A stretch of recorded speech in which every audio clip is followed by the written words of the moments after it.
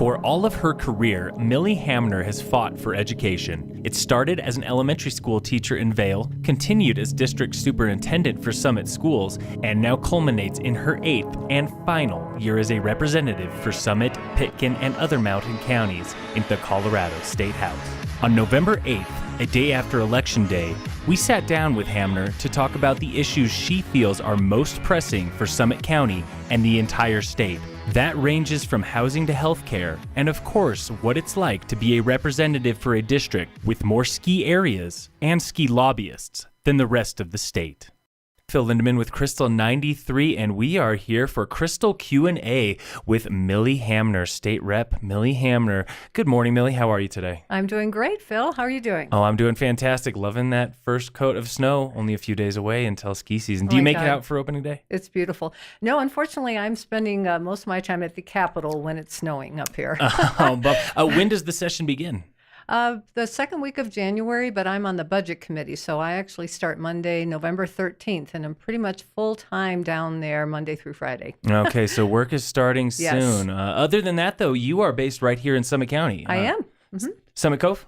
I live in the Summit Cove neighborhood. Okay, great. So you are right here local, and what we are talking about today are the big issues facing Summit County as Colorado continues to grow, as the nation is going through a lot of changes as well. Kind of what you see as the major issues or the major things that Colorado or Summit County is facing over the next 5 to 10 years.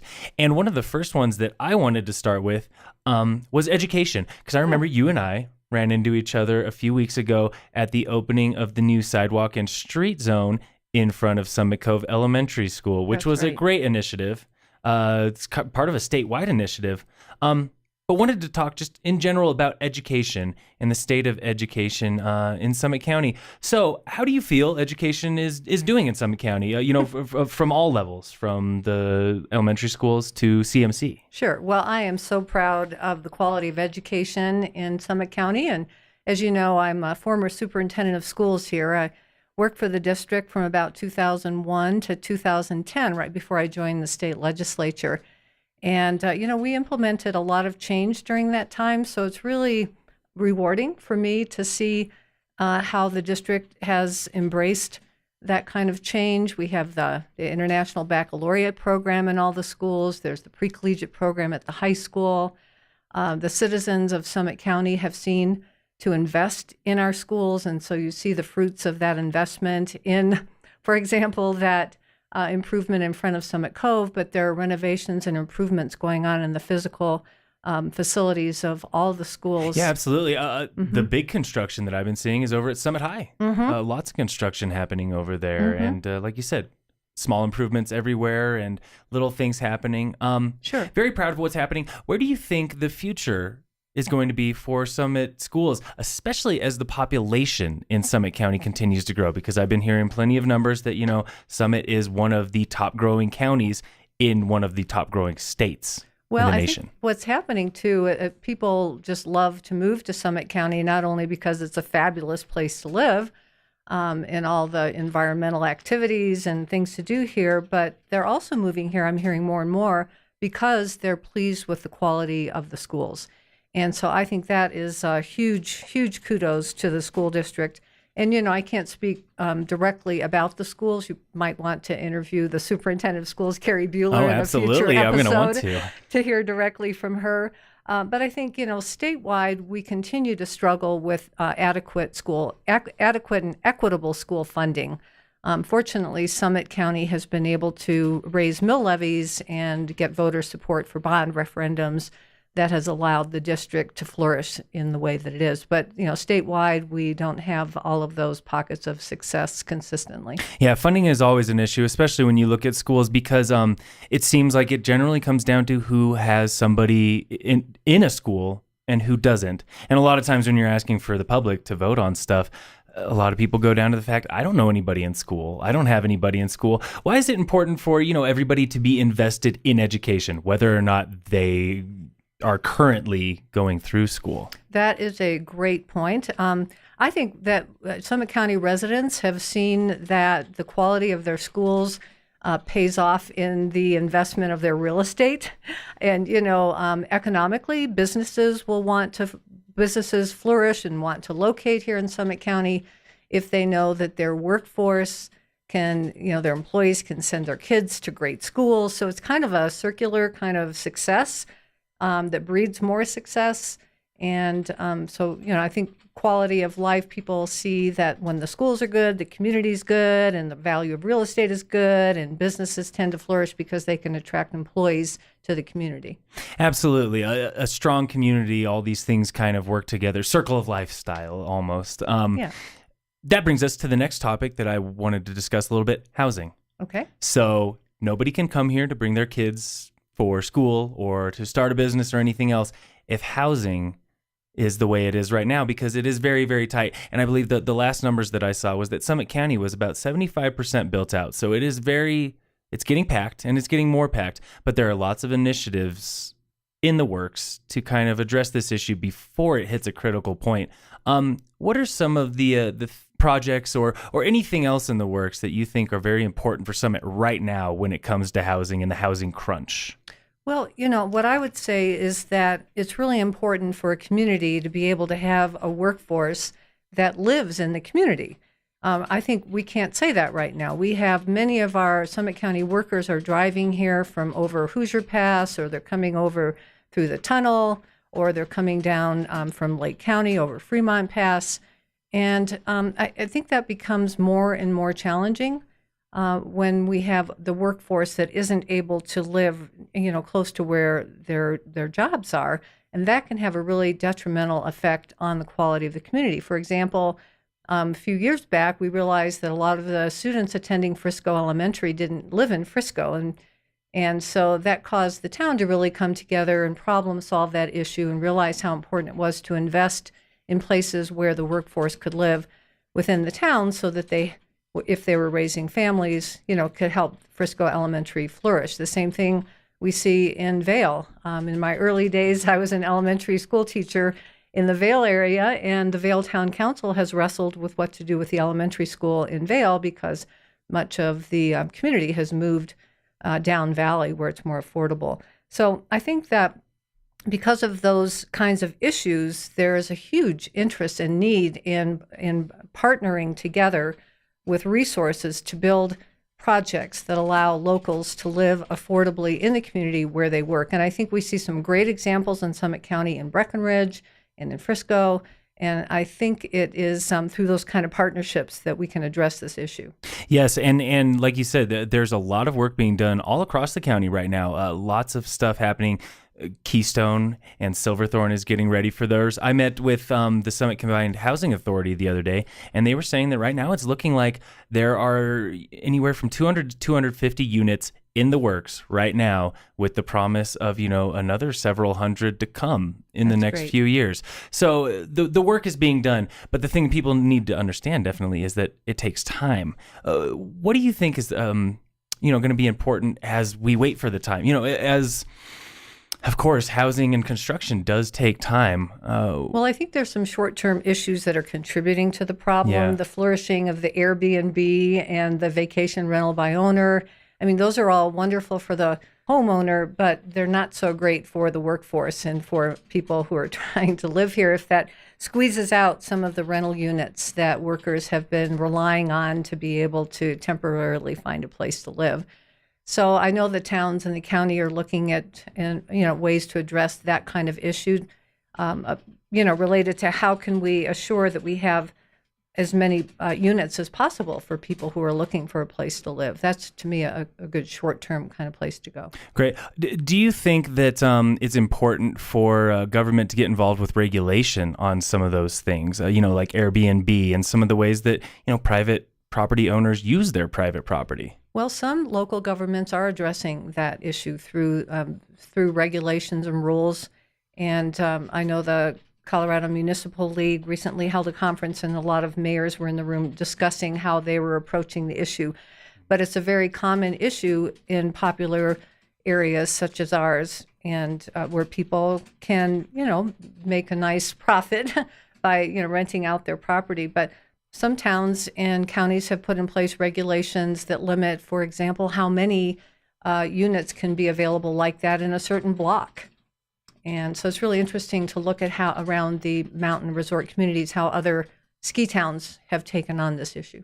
Yeah, absolutely. And especially because, like you said, it's a very common issue, especially here in Resort Town, where there's lots of that activity going on. Where, I think back again to another thing I was recently at, the COO breakfast at Keystone, when Destametrics was talking about how the number of available units is actually technically private. There are more private units available on the market now than there are hotel units or condo units, the typical rental units. And that's something that they were saying it is a major shift for the entire market, not just for, people who are looking to stay places, but for the business owners and everybody else who's involved with it. So big changes definitely happening with rental by owner. Final thing with housing, as the housing crunch is being addressed and as more people come to town, what do you think needs to be done about the balance of single family homes, homes that are built and made for people who want to live here full time, and condo rentals, the sort of units or even apartment rentals that are good for a workforce like we have, a workforce that is here for a year and then gone, or here for 2 years and then gone. What do you think the balance of that should be?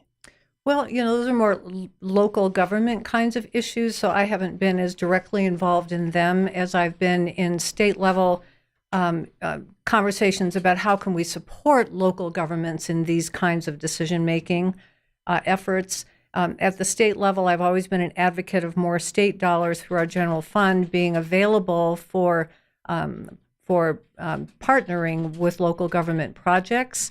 But I think some of those issues really need to be in the hands of what the communities want to see and what their elected officials at the local level, value and would like to move forward. Okay, definitely. Moving on from that, again, with the population issue, one of the things that I've been reading that will be a concern is, of course, as the population booms and grows by 2050, they're expecting it to nearly double across the state. It will be possibly a growing gap between rural living, like us in the mountains, we are rural, even though we're a resort community, still rural, and the urban living along the Front Range, and the, kind of the tension that comes with something like that. At the state level, what is being done to address that, or what are the issues that you see fitting into that mold of, the tension between rural counties and Front Range counties, the booming Front Range and some of the rural counties that are seeing populations disappear? Yeah, that has always been a challenge, and we definitely see it play out in the state legislature. For example, the population is on the Front Range, and so because the population is there, there's more representation in the state government from people who live on the Front Range. When you say 80 to 90% of the people live there, 80 to 90% of the representatives that serve in the state House and the state Senate are representing people on the Front Range. So already we're sort of at a disadvantage on the western slope and in rural Colorado in terms of representation. So I've always been fighting in my 7 years in the legislature, and as I enter my final year here before I'm term limited, continue to fight for equality and equity in government services for the people who live farther away from the Front Range. How that plays out specifically, we talked earlier about education. It is just more costly to educate children in smaller school districts than it is where you get some of the cost efficiencies in larger school districts. It's more expensive, for example, to provide health care in rural parts of Colorado where we just don't have the population to create those kinds of efficiencies. Yeah, not as many people to spread it out, in other words. Yeah, well, the way I explain it is, if a high school has 5 students, they still need a highly qualified math teacher. And it's more cost effective to hire one math teacher for 30 students. So we try to deal with those issues through school funding formulas that more adequately fund students that are in smaller districts. That's something called a size factor. One of the issues that I think we haven't done a very good job of is figuring out how to create affordable options for people for health insurance in rural parts of Colorado. People that don't qualify for Medicaid or Medicare or don't get insurance through their employer are really at a disadvantage in the rural and western parts of Colorado. Yeah, and that will especially hit Summit County locals pretty hard when the new premiums are announced. I mean, I've been hearing everything from 30 to 35% increases. And it can get confusing because a lot of people aren't sure whether or not the marketplace still exists. What's being done, I guess, at the state level to, either clarify some of the rules or assist people who, know the rules, but just still cannot make ends meet when it comes to healthcare? Well, Summit County has really taken on that challenge, and you'll see a series of articles in the Summit Daily trying to help our constituents, our residents here understand how to navigate that system. But I believe we're at a crisis in terms of affordability. I personally have been working on legislation to address these issues for the past several years and remain committed to fixing this problem moving forward in this next session. One of the bills I intend to carry would eliminate the geographic regions for health insurance in the state and instead create one region. It doesn't make any sense at all to the people that I represent why they have to pay significantly more for the same services that people in the Denver area, for example, pay for. And it's interesting, getting back to the history of it, why was that? Why is it that they're separated into geographic regions? Population? Is it because of population changes between? It actually has to do with the insurance carriers and the cost of medical care throughout the state, and it varies wildly. As we talked about earlier, some services are just more costly when we have fewer people, and that also plays out in the healthcare arena. So these are really challenging and complicated issues, but the bottom line is we have got to do a better job for people, hardworking Coloradans, hardworking Summit Countyans who are trying so hard to make ends meet. And they're really at a disadvantage when we throw in the cost of getting health insurance and the cost of housing and the cost of getting quality care for their children when they go to work. So these are some of the big issues that I hear from my constituents about. The devil on the shoulder argument is that if you didn't want to pay that much, why live there? What's the response, I guess, to that? If people are saying, well, if you're in the mountains and complaining so much, then go someplace where you can afford it. Why is that not really an option? Well, did you see me just roll my eyes? Because Yes, I do not like hearing that. We live here because there's a workforce that's needed. There are jobs, there are opportunities. It is an incredible place to live, and it's thriving. And I just don't even think that's a legitimate argument. And as Colorado continues to grow, we can't expect all that growth to be in the Denver area or on the Front Range. It's naturally going to spill over into, opportunities in other parts of the state. Yeah, and especially I would think as people are coming here because they want to enjoy Colorado. So of course they're going to come to the places they want to be and enjoy. That's why we're here, right? I mean. Exactly. Otherwise, I would maybe try to save a little cash on my rent by living someplace else. But no, you make ends meet. And Right. One of the things that I've a lot of my friends and younger folks, people in their mid to late 20s, work hard, 2 to 3 jobs to make sure that they can afford rent and that they can stay here. And I know myself personally, I've done that too. In between, full-time jobs, I've also worked the other jobs because I want to be here. Right, and I've done the same thing in my past. Absolutely. and so it would be nice, for legislation or something to address some of the issues that, makes it seem a little unfair to live here, unfair as we're putting effort into trying to live in the mountains, but feeling like, man, we just keep getting beat with healthcare costs and rent costs and people seeming to, not really feel the struggle of what the workforce is going through a lot of times. Exactly, and we can't expect employers to take on the full brunt of this. I mean, they're doing the best they can to,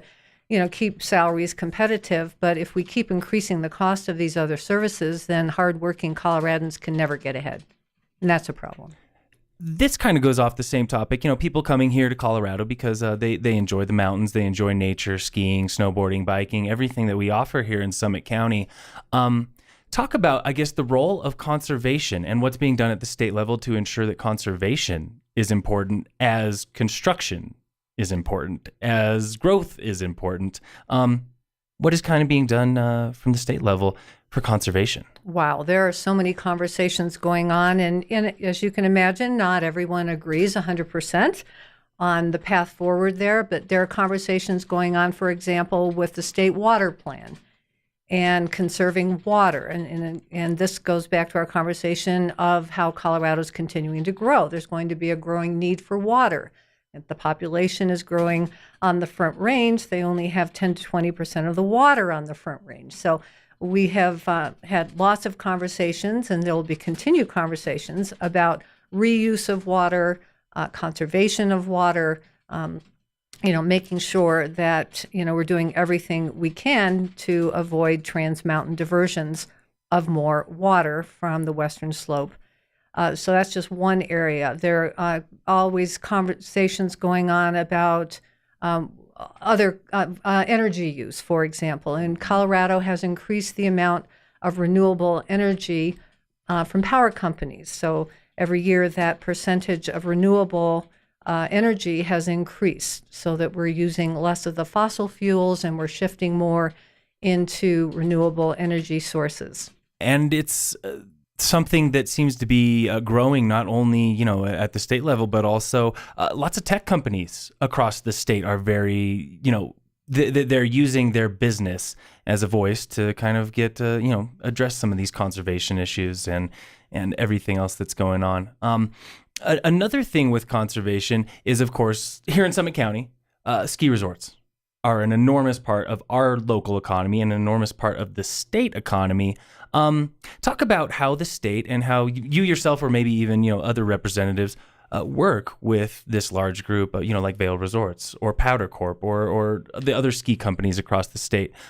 What's the back and forth there like? Well, as a large company, of course, they have lobbyists and they have a presence at the Capitol. And I have always worked very closely with the ski areas. I mean, they're our number one employer. In my district, I have the largest number of ski resorts in House District 61 than any other House district in the state. So I know, for example, Aspen Ski Company has done an amazing job partnering with Xcel Energy and some of the mining activity in that part of the district to work on methane capture and turning that methane into electricity on the grid. That costs the ski company money to do that, but it's something Aspen Ski Company is fully invested in. So that's just one example. I think across the spectrum, the ski areas recognize that climate change is a real thing. And if we don't fully address the impact of climate change, it could have a very serious negative economic impact, not only on the ski areas, but on Colorado's economy. Yeah, and I remember back to, again, the COO breakfast, that was the keynote, was a VP from Aspen Ski Company coming out to talk about the fact that companies, corporations, especially ski corporations, need to use that political voice, that power to kind of enact change to, not just, it's not enough to say we have these programs in place or we change light bulbs, the old refrain of we're doing our part. You have to get politically active. Like you said, they're working cooperatively. They're working well with state legislatures and local governments to make these things happen. Very much so. Okay. Mm-hmm. Also wanted to talk about, you personally, we've talked about some of the big topics. What do you see as the big issues facing Summit County now in your last term, or even, over your entire career as a rep? What are the things that really stick out in your mind? Well, I think we've covered most of them. We've talked about the high cost of health insurance. We've talked about affordable housing. We've talked about investing in education. We talked mostly about K-12 education, but I think that it's critical for us to really look at early childhood education and opportunities, as well as post-secondary, opportunities for our youth when they leave our high school. And not every child these days needs a 4-year college education. We have great jobs. I've talked to a lot of people who have businesses here in Summit County who are struggling to find qualified employees. Employees that don't necessarily need 4 years of college education, but need some kind of certificate, to be able to work as an auto tech It's some of our car industries, or also, in window replacement business. They're just looking for young people who have a little bit of certification in post-secondary, not necessarily 4 years. So that, and then the other issue that I don't think we've talked about that affects Summit County is transportation and an investment in our roads and infrastructure. So I think those are our big issues, education, preschool through higher education, affordable housing, affordable health care, and health insurance, and an investment in our infrastructure, including roads. Yeah, and speaking of roads, yesterday was a big moment for CDOT and the county and everybody else.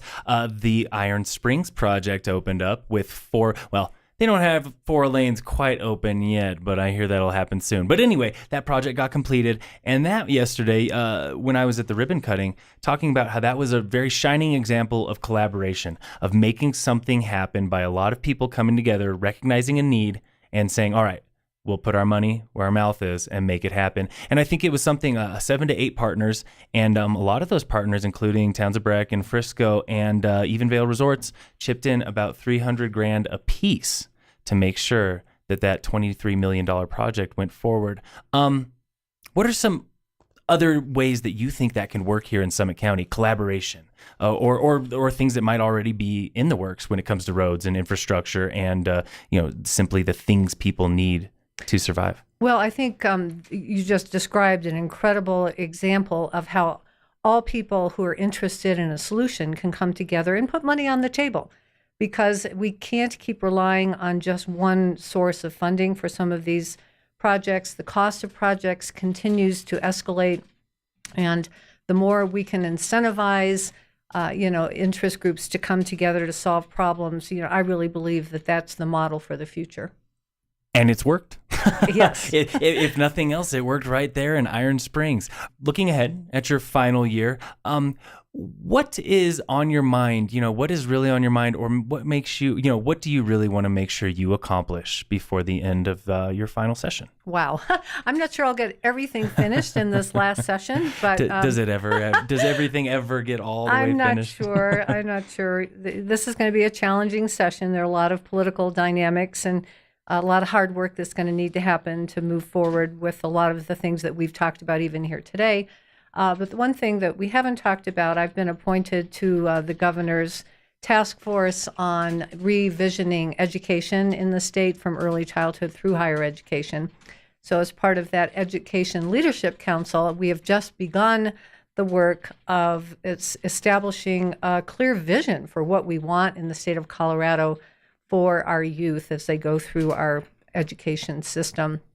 And what does that look like? Or is it in the works of you guys? Or it's still in the works. Okay. We've just started to form, but probably the most important part of that work is that we'll be asking people around the state, interest groups, educators, teachers, parents, community members, all kinds of groups, just, what is it they're doing that they value in our early childhood, K-12 through higher education system.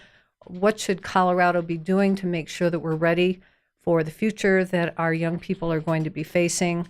And so I'm really excited about that work. And I really believe that doing that kind of outreach will help us craft a very clear vision that will get all of our systems better aligned to achieve the results that we hope for. Yeah, sounds like big things in the works, and definitely, given your background as an educator, I'm sure lots of passion going into that project. Who else is on that board? Who else is being involved with the task force? It includes appointees from the legislature, the Colorado State House and Senate, business leaders, members of the early childhood community through the higher education, teachers. Just a very diverse group of people have been assigned. But again, the biggest project, we'd never get all the people at the table who need to be there. So the biggest part of the effort is the outreach and asking and listening. Yes, like you said. And gathering information to bring it back. Yeah, getting to the interest groups, the people who have a stake in what's going on. And I would imagine more important now than ever as, again, population is booming. You want to make sure that you're reaching the people who are coming here because they want to be here. You can't just can't be making rules based on what was done 5 years ago with the population that was here 5 years ago. Sure. Because changing so quickly. Final question for you, Millie, then. Looking back, I know that you still have a session to go through. Looking back, what are you most proud of from your time at the state legislature? What projects or initiatives do you really look back on and think, we got it right? Wow. There've been so many things that I've dealt with. I think one of the things that I've really enjoyed doing is dealing with individual constituent issues and problems. I mean, people call me or email me constantly. Sometimes I'm overwhelmed by the communication, quite honestly. But when I'm able to delve into one person's issue to help them navigate some aspect of state government where they feel like they've hit a roadblock, that is really rewarding for me. And it's also clearly rewarding for the person who's been dealing with the issue. And those issues have ranged from somebody new to Colorado struggling to get a teacher's license and getting their credits to transfer into the Colorado Department of Education, or somebody trying to open a business and struggling to get a liquor license.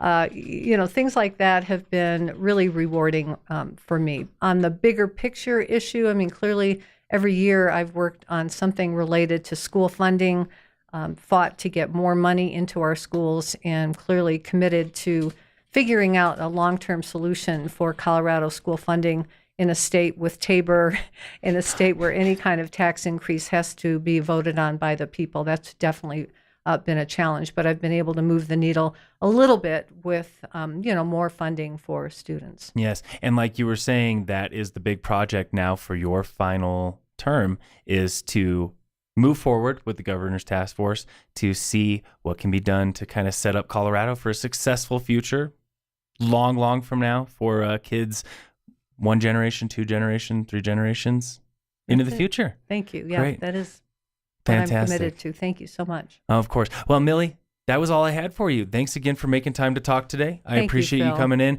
and launching our inaugural version of Krystal Q&A. Always great to have a state rep in here to get things started. And best of luck with the session. And of Thank course, you. I'm sure we will be touching base plenty. I'll be around on the weekends. Oh, you got to come and ski with the crowds? Yeah, unfortunately. Oh, bummer. Well, that's how it goes. But That's how it goes. After this session, who knows? Maybe you get back to weekday skiing one of these days. Woohoo. Thank you. Phil Lindemann with Krystal 93, talking with State Representative Millie Hamner.